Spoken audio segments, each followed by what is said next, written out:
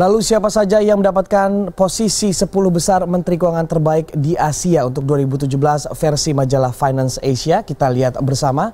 Sebelumnya saya jelaskan dulu, untuk Finance Asia ini adalah sebuah media Hong Kong yang didirikan sejak tahun 1996 yang fokusnya memang pada isu-isu perbankan, kemudian juga pasar modal dan juga strategi korporasi di kawasan Asia Pasifik. Dan yang menjadi penilaian dari kandidat ini adalah etos kerja Menteri Keuangan ini dinilai berdasarkan kontribusinya untuk pertumbuhan, kemudian juga keseimbangan, serta reformasi di bidang perekonomian. Kita lihat yang menempati posisi 10 adalah negara tetangga kita, yaitu Malaysia.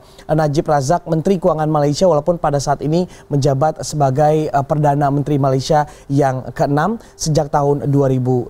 Walaupun memang Najib Razak ini pernah menjadi Menteri Keuangan pada tahun 1981 hingga 1982.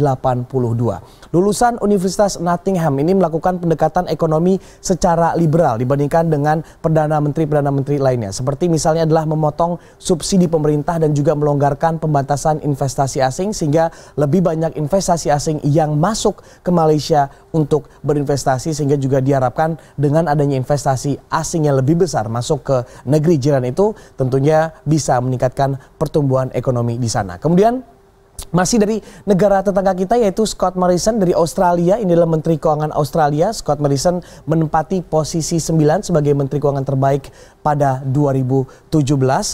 Berusia 48 tahun saat ini Menteri Keuangan Scott Morrison ini menjabat sebagai Menteri Keuangan di Australia sejak tahun 2015.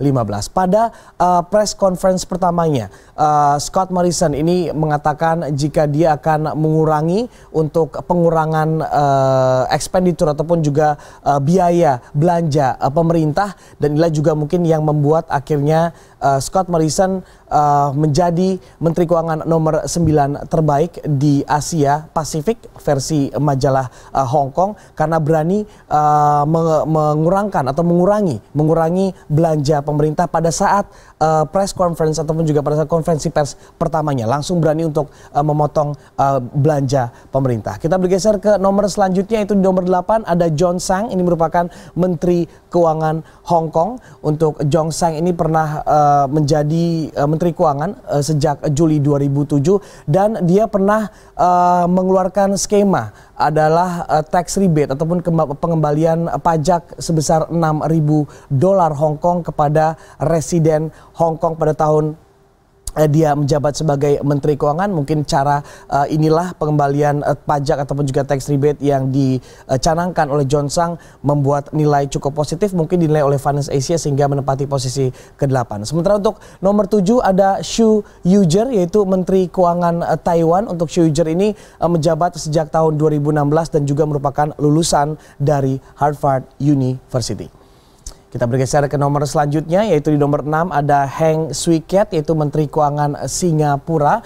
Menteri Keuangan Singapura ini sudah menjabat sejak tahun 2015 dan berusia 65 tahun. Sebelumnya pernah menjabat sebagai Menteri Pendidikan dan juga Menteri Perdagangan dan Industri. Kita bergeser ke Tiongkok, yaitu Lu Chiwei, Menteri Keuangan Tiongkok pada saat ini tidak menjadi Menteri Keuangan lagi. Saat ini berada di urutan kelima, walaupun untuk tahun 2017 masih menempati urutan kelima sebagai Menteri Keuangan, walaupun sudah tidak lagi menjabat sebagai Menteri Keuangan.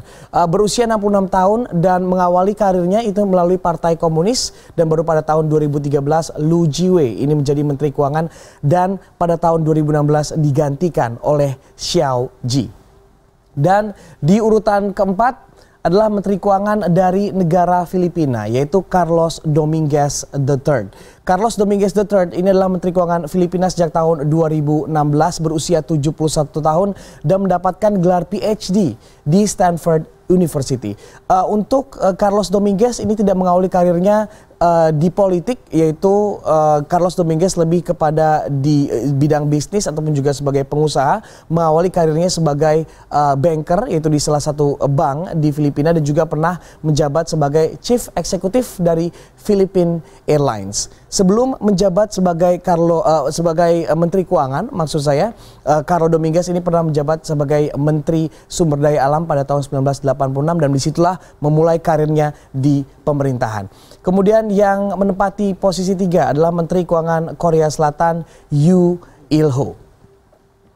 Dan di urutan kedua adalah Menteri Keuangan India yaitu Arun Jaitley yang menempati urutan kedua sebagai Menteri Keuangan terbaik di Asia. Ini berusia 64 tahun, mengawali karir lewat politik yaitu lewat Partai Bharatiya Janata. Sebelum menjabat sebagai Menteri Keuangan, Arun Jaitley juga pernah menjabat sebagai Menteri Pertahanan India. Dan di nomor 1 ini satu-satunya perempuan yang masuk top 10 Menteri Keuangan terbaik Asia versi majalah Hong Kong Finance Asia, dan juga kita harus berbangga sebagai orang Indonesia, yaitu Sri Mulyani. Menteri Keuangan Indonesia ini menempati orang nomor 1 ataupun Menteri Keuangan terbaik versi Finance Asia di Asia Pasifik untuk tahun 2017.